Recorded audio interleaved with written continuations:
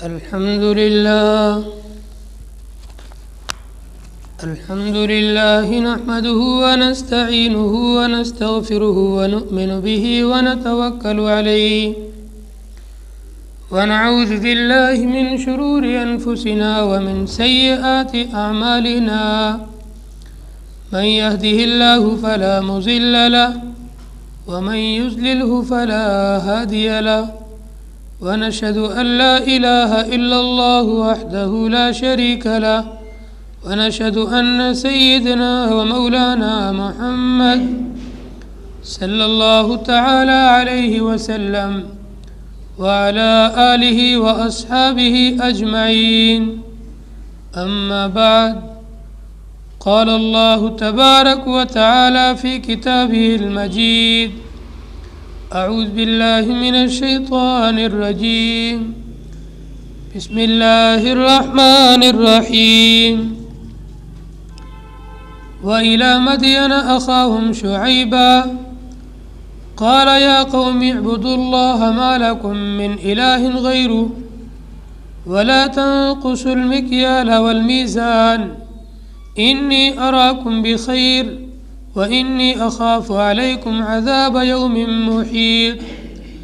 ويا قوم أوفوا المكيال والميزان بالقسط ولا تبخسوا الناس أشياءهم ولا تعثوا في الأرض مفسدين. قال النبي صلى الله عليه وسلم: إنما الأعمال بالنيات وإنما لامرئ ما نوى، أو كما قال النبي صلی اللہ تعالی علیہ وسلم. ایک مرتبہ پیار و محبت کے ساتھ دروشی پڑھ لیں. اللہم صلی علی سیدنا و شفیعنا و سندنا و مولانا محمد وبارک وسلم کما تحب و ترضى عدد ما تحب و ترضى. گرامی قدر سامعین ذی وقار، دینی اور اسلامی پیارے بھائیوں، تذکرہ چل رہا تھا حضرات انبیاء کرام کا. انبیاء کرام میں سے ایک جلیل القدر نبی حضرت شعیب علیہ السلام آئے ہیں. شعیب علیہ السلام یہ مدین قوم کی طرف آئے. مدین یہ حضرت ابراہیم علیہ السلام کی تیسری جو بیوی تھی قطورہ کی اولاد میں سے ہے، اور اسی مدین کے قبیلے سے حضرت شعیب علیہ السلام بھی ہے. تو شعیب علیہ السلام خلیل اللہ حضرت ابراہیم علیہ السلام کی اولاد میں سے ہے.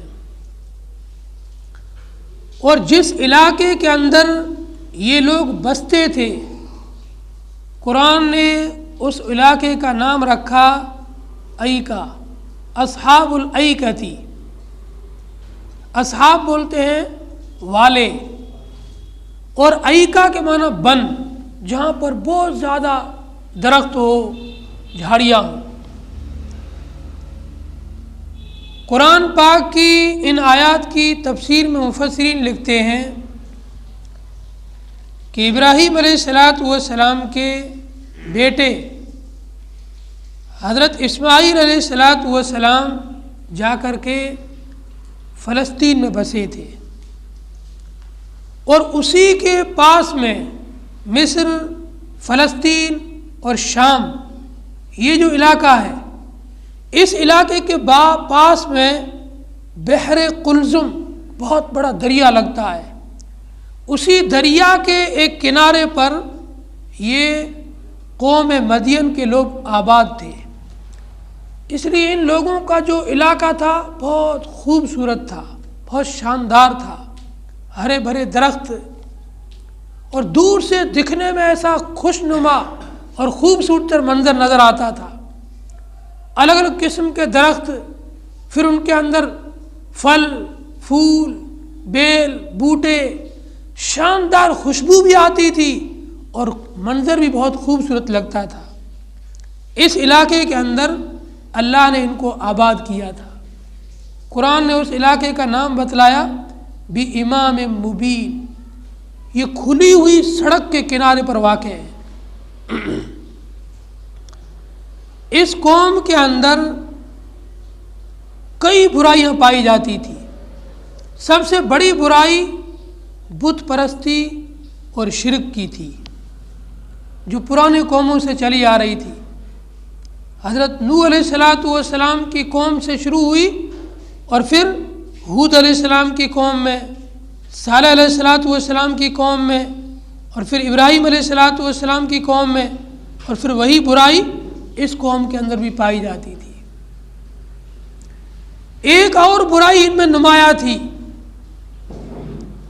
یہ حقوق العباد کے معاملے میں بڑے کوتاہ اور بڑے خطرناک ثابت ہوئے۔ جب کسی کو دینے کی باری آتی تو دیتے ہی نہیں تھے، ٹال مٹول کرتے تھے، آدھا ادھورا حق دیتے تھے، اور لوگوں کے ساتھ میں خیانت کرتے تھے۔ کوئی ان سے چیز لے، اچھی چیز بتاتے تھے اور نقلی چیز کھوٹی چیز اس کو دے دیتے تھے۔ ایسے یہ فراڈی اور مکار قسم کے لوگ تھے۔ لوگوں کو دھوکہ دینا، راستے چلتے مسافروں کو لوٹ لینا، ڈاکہ زنی کرنا، یہ ان کا بڑا کارنامہ تھا۔ اللہ پاک نے اس قوم کے اندر اپنے ایک برگزیدہ بندے، ایک نیک بندے حضرت شعیب علیہ السلام کو نبی بنایا۔ اللہ جس کو نبی بناتا ہے اس وقت کے اندر سب سے زیادہ متقی، پرہیزگار، علم میں سب سے بڑا ہوا، عبادت میں سب سے اچھی عبادت کرنے والا وہ نبی ہوتا ہے۔ حضرت شعیب علیہ السلام بڑے پرہیزگار، متقی، اللہ سے ڈرنے والے، خوب عبادت کرنے والے، بڑے پارسا اور شریف طبیعت کے انسان تھے۔ شعیب علیہ السلام نے قوم کے سامنے کہا، یا قوم اعبدوا اللہ ما لکم من الہ غیر، اے میری قوم کے لوگوں، اللہ کی بندگی کرو، اللہ کے سوا کوئی تمہارا معبود نہیں ہے۔ یہ جو تم نے بتوں کو معبود بنا رکھا ہے، ان کی کوئی حیثیت نہیں ہے، کیوں ان کو پوجتے ہو؟ چھوڑ دو ان کو۔ وَلَا تَنْقُصُوا الْمِكْيَالَ وَالْمِيزَانَ، لوگوں کو جب کوئی چیز دو پوری پوری دو، ان سے تم قیمت پوری وصولتے ہو اور چیز آدھی ادھوری دیتے ہو، اصلی چیز کی قیمت لیتے ہو اور نقلی چیز پکڑا دیتے ہو، یہ تمہارا معاملہ بہت خراب ہے۔ جب اپنا حق لینے کی باری آتی ہے پورا پورا حق وصول کرتے ہو، اور جب کسی کو دینے کی باری آتی ہے تو ٹال مٹول کرتے ہو یا آدھا ادھورا دیتے ہو۔ وَلَا تَنْقُصُوا الْمِكْيَالَ وَالْمِيزَانَ، میزان کے اندر، ترازو کے اندر، تول کے اندر کمی نہ کرو۔ جب تم کسی کو کوئی چیز تول کر دیتے ہو یا ناپ کر دیتے ہو، جو بھی دینے کا طریقہ ہے تو اس میں کمی کرتے ہو، پورا پورا لوگوں کو حق نہیں دیتے ہو، اس لیے پورا پورا حق دو۔ انی اخاف علیکم عذاب یوم محیط، مجھے ڈر لگ رہا ہے کہ تمہیں ان برائیوں کی وجہ سے ایک سخت گھیرنے والا عذاب آ پکڑے گا۔ پھر حضرت شعیب علیہ السلام نے ان کو پچھلی قوموں کے واقعات بتلائے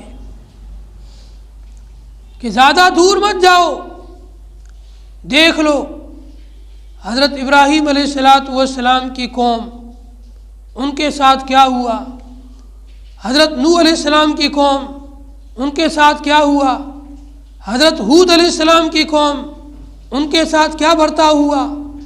حضرت صالح علیہ السلام کی قوم، ان کے اوپر کیسے اللہ کا عذاب آیا؟ وہ اللہ کا عذاب تم پر بھی آ سکتا ہے، اس لیے ڈرو اور اللہ پاک کی عبادت کرو، بت پرستی کو چھوڑو اور لوگوں کے جو حقوق ہے پورے حقوق ادا کیا کرو۔ قوم نے جواب دیا، یا شعیب اصلاتک تأمرک، اے شعیب یہ جو تو نمازیں پڑھتا ہے، ذکر کرتا ہے، تسبیح پڑھتا ہے، اللہ اللہ کرتا ہے، کیا تیری اس نماز نے، تیرے اس ذکر نے، تیری اس تسبیح نے بس یہی سکھلایا کہ اپنے قوم کو کیا اپنے معبودوں کو چھوڑ دے؟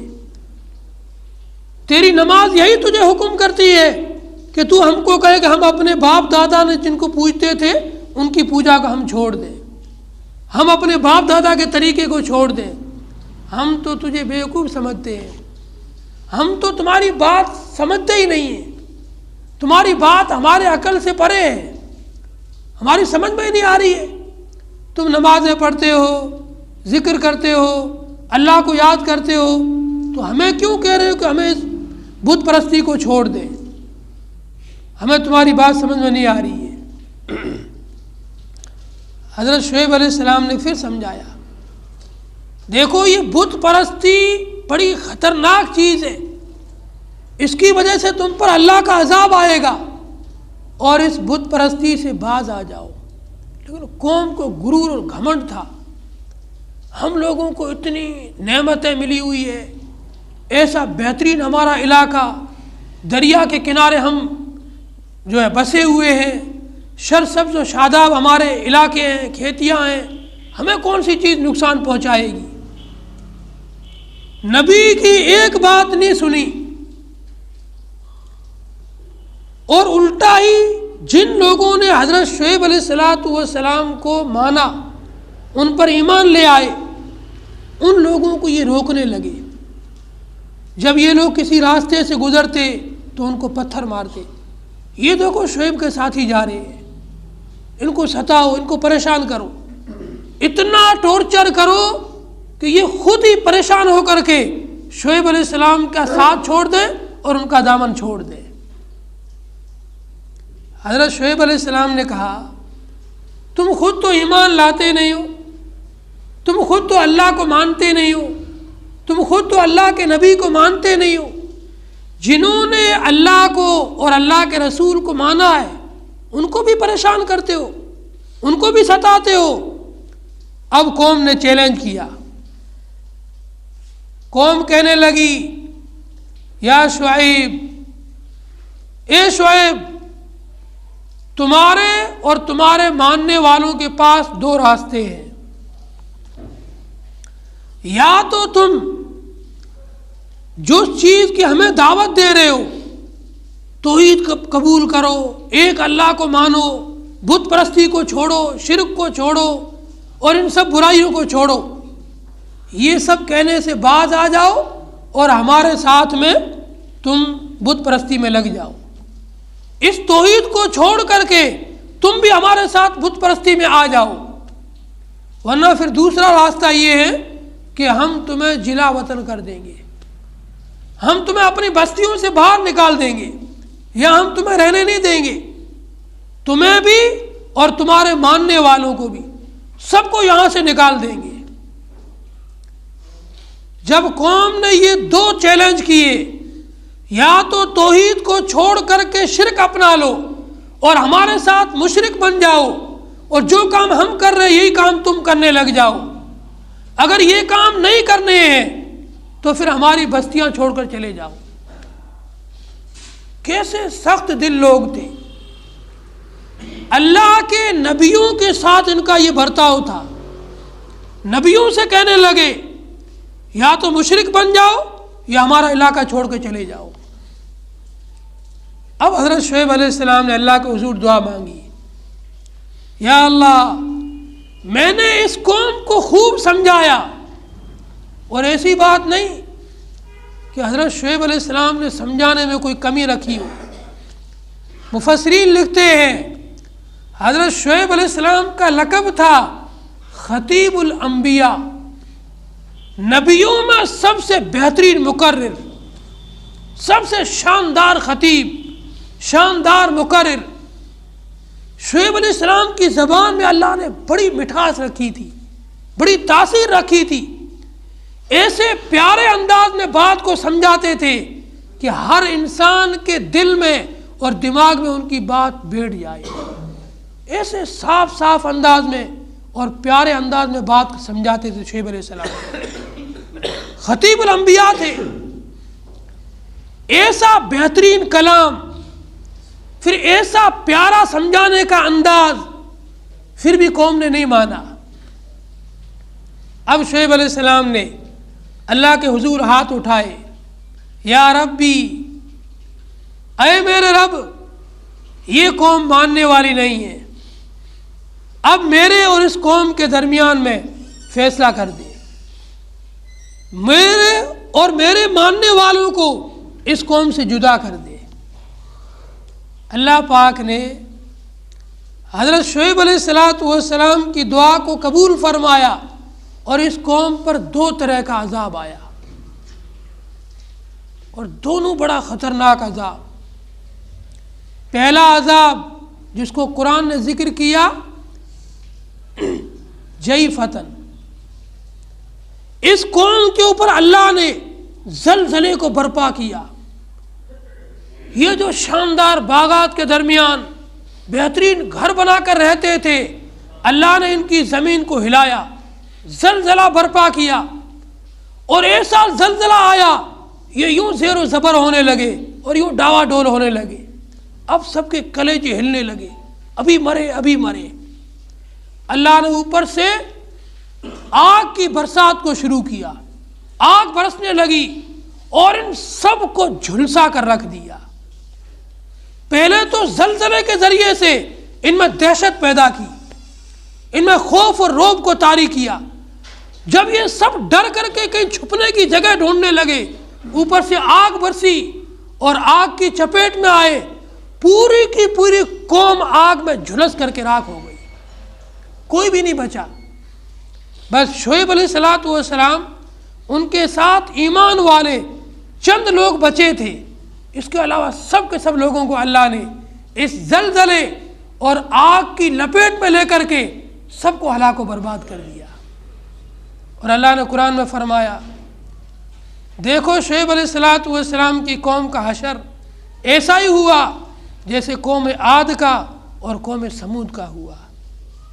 ان کو بھی نبی نے خوب سمجھایا، لیکن نبی کی ایک بات نہیں مانی، اپنی ضد پہ اڑے رہے، اپنی بس ہماری بات صحیح ہے، ہمارے باپ دادا حق پر تھے، ہم تو تیرے کو بیوقوف سمجھتے ہیں، ہمیں تیری بات عقل میں آتی ہی نہیں ہے۔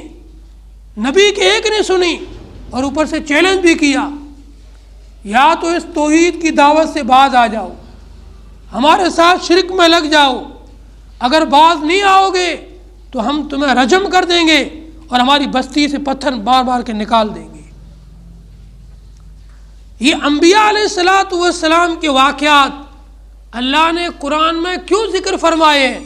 کیا تفریح کے لیے کہ تم ان کو سن لو اور بس تمہیں سننے میں مزہ آئے گا، یا ایسے ہی قرآن کو بڑا کرنے کے لیے کہ قرآن کوئی چھوٹی کتاب دکھ رہی تھی، اس کو بہت بڑا کرنے کے لیے نبیوں کے واقعات ذکر کر دیے جسے بہت بڑا دکھنے لگے؟ نہیں، انبیاء کے واقعات کو ذکر کرنے کا مقصد نصیحت اور عبرت ہے۔ آنے والے لوگوں کے لیے یہ واقعہ نصیحت بنے، آنے والے قیامت تک کے لوگوں کے لیے یہ واقعات عبرت بنے، نصیحت بنے کہ فلاں قوم نے نہیں مانا، نبی کی بات کو ٹھکرایا، نبی کی بات کو جھٹلایا، اللہ نے ان کو ایسے عذاب میں گرفتار کیا۔